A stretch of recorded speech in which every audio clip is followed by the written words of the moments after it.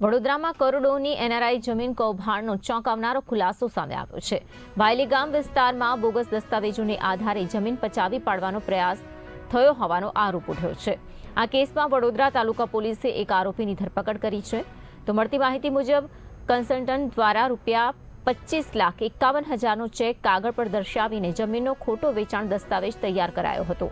એટલું જ નહીં, મૂળ માલિકોની જાણ બહાર ખોટી સહીવાળી બોગસ एक्नोलेजमेंट रिसिप्ट પણ બનાવવામાં આવી હતી અને તે બાબતને લઈને માહિતી સામે આવી છે। આ સમગ્ર પ્રક્રિયા દ્વારા વિશ્વાસઘાત અને છેતરપિંડી આચરવામાં આવી હોવાના ગંભીર આક્ષેપો કરવામાં આવી રહ્યા છે। તો ફરિયાદ બાદ પોલીસે તપાસ હાથ ધરી છે અને આરોપી મનીષની ધરપકડ કરીને કોર્ટમાં રજૂ કર્યો હતો।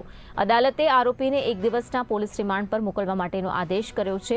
ફરિયાદી પક્ષના એડવોકેટ ચેતન દેસાઈના જણાવ્યા અનુસાર આ સમગ્ર કૌભાંડનો પર્દાફાશ કરવામાં આવ્યો છે અને હજુ પણ વધુ ખુલાસા થવાની પણ શક્યતાઓ છે।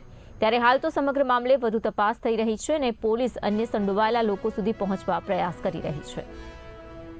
ને આપવામાં ના આવી 3 દિવસ પછી સદર આરોપીએ કહેવાતા આક્ષેપ મુજબ કે પૈસા નથી આપ્યા। જ્યારે એનો હિસાબ માંગવામાં આવ્યો પાછળથી તો એમણે એવું કીધું કે તો મારી કન્સલ્ટન્સી ફી છે, એમ કરીને એમણે 3 પાવતી બનાવી છે। એ 3 પાવતી પૈકી એક પાવતી 9 એપ્રિલ 2020ની છે। જ્યારે આ સમગ્ર મામલો તપાસ કરવામાં આવ્યો ત્યારે ખબર પડી કે જે વ્યક્તિએ આ દસ્તાવેજ કરી આપવાનું કહેવામાં આવે છે એ 19/3/2020ના દિવસે તો ભારત છોડીને જતા રહ્યા હતા અને ત્યારબાદ જો તારીખ સૌ કોઈને યાદ છે કે 9 એપ્રિલ 2020 જ્યારે ભારત દેશની અંદર સ્ટ્રિક્ટ લોકડાઉન હતું તો એ દિવસની આ પાવતી ક્યાંથી આવી?